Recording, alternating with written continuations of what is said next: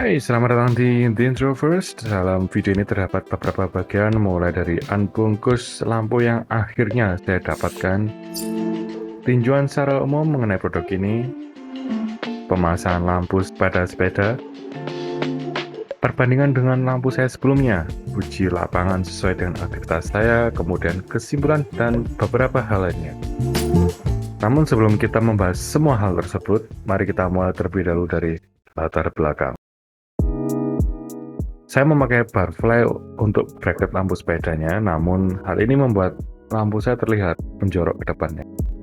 Memang sebenarnya tidak ada masalah dengan fungsinya, namun hal ini membuat saya kesusahan ketika mengakses tas pada dropper. Ngomong-ngomong, kabel tie tersebut baru terpasang sesaat sebelum lampu baru tiba karena ada kendala di bracketnya, dan akhirnya lampu keren itu pun tiba.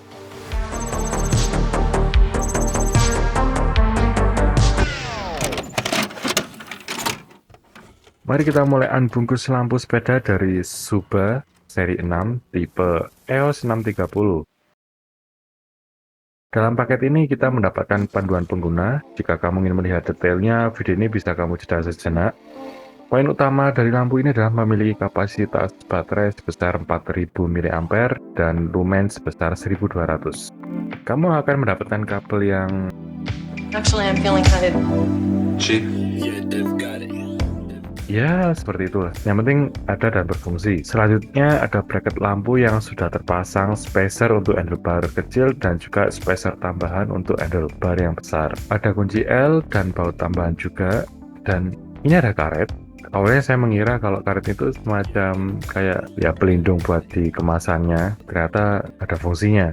Nanti saya akan jelaskan.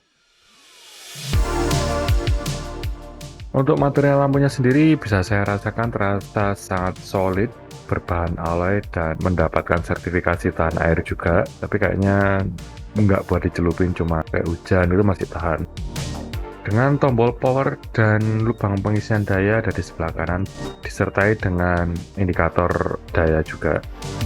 Kita langsung uji coba saja dulu, namun jika kamu tidak tahan dengan sorot cahaya lampu, sebaiknya video ini kamu percepat ke menit yang tertera pada layar. Lampu ini memiliki 4 mode. Setiap mode akan saya berikan simbol di bawah layar. Mode pertama yaitu low beam atau lampu dekat. Mode kedua adalah high beam atau lampu jauh. Mode ketiga adalah semua lampu dekat dan jauh menyala secara bersamaan. Mode keempat adalah mode flash atau kedip. Biar lebih detail, bisa saya uji coba kembali menghadap ke kamera. Fungsi lampu dekat ini ideal untuk bersepeda di area yang pencahayaannya cukup atau lagi santai, itu juga ideal. Sedangkan kalau lampu jauh untuk bersepeda di area yang lebih gelap dan membutuhkan fokus atau jarak pancar cahaya itu lebih jauh. Mode ketiga ini mungkin kalau saya lagi perlu aja. Sedangkan untuk mode keempat cocok dinyalakan untuk kayak pagi atau sore ketika cahaya nggak terlalu cerah tapi nggak terlalu gelap juga. Baik, kita kembali lagi ke tinjauan umum. Kita cek bracketnya terlebih dahulu. Terdapat dua buah knob. Knob pertama untuk merapatkan bracket ke handlebar, sedangkan knob kedua untuk merapatkan lampu ke bracketnya. Untuk pemasangan ini cukup sederhana, dimulai dengan desain bracket dan lampu yang memudahkan pengguna sepeda, entah itu mau dipasang di sebelah kiri stem, sebelah kanan stem, jadi bebas. Tapi tetap bisa kita atur lagi meskipun sudah dipasang di bracketnya, itu bisa digeser. Kalau kurang cocok ya tinggal geser aja. Yang jelas kamu tetap memiliki kebebasan bereksperimen mengenai posisi lampu yang ideal, karena kalau saya sendiri sukanya yang simetris dengan stem. Untuk merapatkan lampu dan bracket, tinggal diputar saja knob kedua ini. Kilas sebenarnya tergolong aman dan tidak ada guncangan yang terasa kayak mau lepas atau bagaimana. Meskipun sebenarnya saya lebih suka ada lapisan karet di ujung knob yang kedua itu, jadi semacam agak menggigit aja ke lampunya. Kalau besi sama besi itu kayak feel-nya itu kayak kurang aja. Sebelum kita ke bagian pemasangan, saya lepas terlebih dahulu bracket sebelumnya, residu garis karet dan lainnya juga saya bersihkan.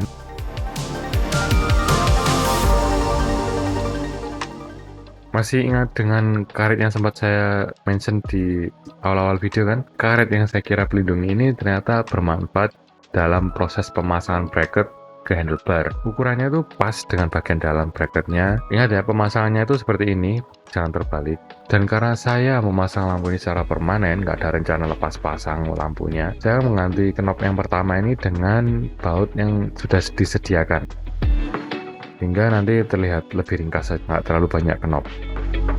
Pemasangan sangat simpel dan tidak begitu banyak hal yang perlu dipelajari, ya langsung pasang aja. Tapi jangan langsung dirapatkan terlebih dahulu, kita ya setengah rapat lah, karena kita perlu mengatur ketinggian sorot lampu terlebih dahulu. Loh, baru ada customer.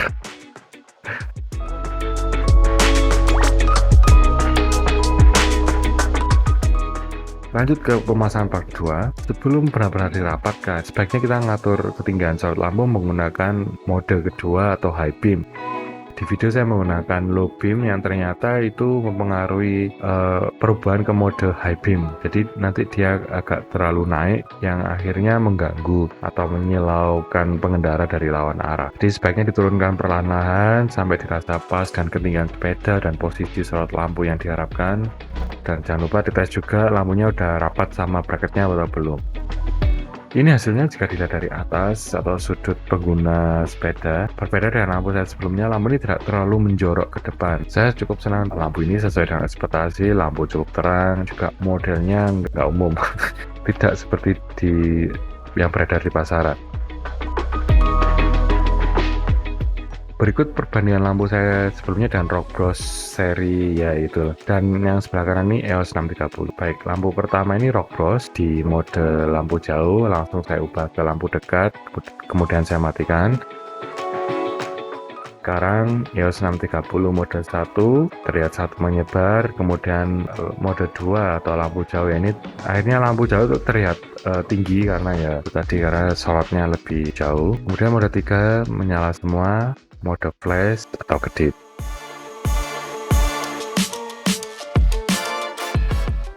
Sekarang kita uji lapangan lampu ini. Sekalian saya melakukan perjalanan pulang. Sebenarnya saya masih ada perasaan kayak khawatir lampu ini terjatuh di tengah jalan. Karena terus terang saja, baru kali ini saya menggunakan lampu sepeda dengan model bracket dan penguncian yang seperti ini. Saya langsung coba ke mode 3. Lampunya terasa sangat terang dan bahkan terasa terang seperti kendaraan bermotor di sekitar saya.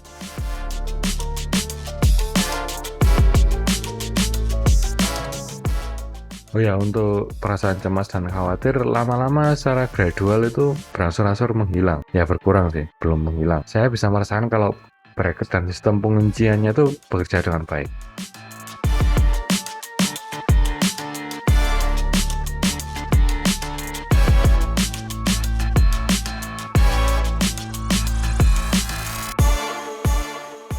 Pantulan sorot lampu ke truk ini adalah bukti kalau lampu ini memang bisa diandalkan di medan tengah kota yang kalau memakai lampu sepeda dengan momen terlalu kecil terasa kurang aman dan nyaman aja. Baik, kita coba masuk ke jalan kecil. Ya, terlihat sangat terang sekali. Nanti kita coba mode 1 sampai kedip. Sekarang kita coba mode 1. Lampu dekat ini memang memiliki karakteristik yang menyebar. Jadi nggak menyilaukan orang yang jalan kaki juga. Kemudian kita coba ke mode 2. Lampu jauh ini memang sorot lampunya berbeda dengan lampu dekat ya. Jadi dia lebih fokus dan juga lebih jauh. Dan kalau mode 3 ini menyala semua. Menurut saya mode 3 ini tergolong overkill kalau di dalam jalan kecil seperti ini. Tapi memang opsi ini membantu kalau mau santai bisa pakai lampu dekat. Kalau jalannya jauh lebih gelap dan butuh jangkauan sorot lampu itu bisa pakai mode 2. Kalau di tengah kota pengen luasa dan aman juga pakai mode 3. Kalau mode 4 ini memang idealnya dipakai kalau pagi hari dan sore hari, cuma sebagai pembantu visibilitas ketika bersepeda. Untuk temperatur cahayanya ini lebih dingin, lebih cool daripada punya saya yang sebelumnya Rock Bros, itu lebih warm warnanya.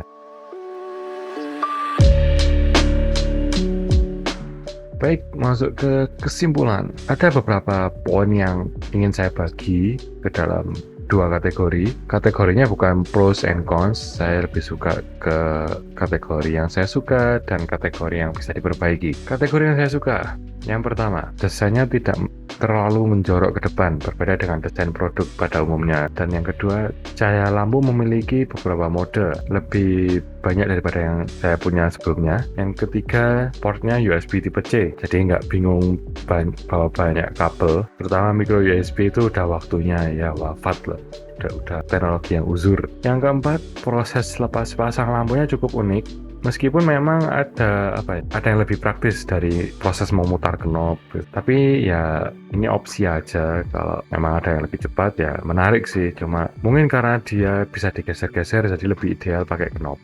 Dan pada nomor 5 ada sebuah fitur yang belum saya bahas, yaitu lampu ini bisa dijadikan power bank. Tapi nanti dulu, sebelumnya kita lanjut ke kategori yang bisa diperbaiki. Yang pertama, knob penguncinya menurut saya terlalu kecil atau desainnya diubah jadi mirip kayak keran, gimana ya, yang pipih itu saya nggak tahu lebih nyaman mana, yang model bundar kayak gini atau pipih ya gimana yang jelas. Intinya itu opsional, tapi yang jelas saya pengen ujungnya knob itu yang buat menggigit lampunya itu ada karetnya, jadi lebih menggigit lampunya. Yang kedua, lebih masuk akal kalau kabel yang diberikan itu tipe C ke tipe C, bukan tipe C ke tipe A. Jadi ya karena ini ada power banknya, entah kenapa kalau tipe C ke tipe A itu kurang ideal. Terus kemudian yang ketiga, temperatur warnanya menurut saya kurang hangat sedikit. Ini terlalu cool menurut saya. Tapi ya memang kalau sudah terbiasa nggak masalah sih. Atau mungkin saya terbiasa dengan cahaya lampunya rock brush yang lebih warm. Entah, saya lebih suka agak hangat temperatur warnanya. Catatan, lampu ini memang memiliki fitur yang bisa dijadikan power bank, namun kurang ideal kalau kamu jadikan power bank utama, mengingat lumens pada lampu ini tergolong tinggi. Jadi kalau mau dibagi antara keperluan kamu buat gadget kemudian lampu juga, itu kayak kurang ideal. Ini cuma sebagai kayak darurat aja sih, masih oke. Dari penggunaan hampir 2 bulan, saya udah pakai lampu ini hampir 2 bulan. Saya udah hafal dengan ritme lampu ini. Dari pengisian daya yang membutuhkan waktu dari kosong sampai penuh itu butuh waktu sekitar 2-3 jam ya, normal ya kalau kapasitasnya 4000 mAh. Kemudian sekitar 7-10 hari sekali saya melakukan pengisian daya ke lampunya, karena kebutuhan saya itu untuk rute pulang kerja itu sekitar 15 menit sampai 20. Itu pun pakai yang low beam. Kalau pakai yang high beam bisa lebih boros kayaknya. Brand Suba ini sepertinya rebrand dari ESLNF. Jadi kalau dari track recordnya kayaknya brand aslinya itu berkecimpung di dunia LED. Dan Suba ini juga punya beberapa tipe yang lain, bisa kalian cek sendiri. Linknya akan saya sertakan di deskripsi. Jika suatu saat nanti lampu ini rusak atau intinya saya perlu mengganti atau membeli lampu lagi, mungkin saya nggak perlu pikir panjang buat beli lampu ini lagi. Jadi sekian, terima kasih sudah menonton, sampai jumpa di video selanjutnya. Ngomong-ngomong, waktu saya memasang lampu ini, sorenya saya baru sadar kalau lampu belakang saya itu hilang. Akhirnya ya betulan waktunya ganti lampu belakang juga. Probably. Kalau lampu yang lama enaknya dibuat apa ya? Lampu yang lama dibuat mengatur laron ya enggak sih, diberikan ke orang lain yang membutuhkan karena masih bisa dipakai.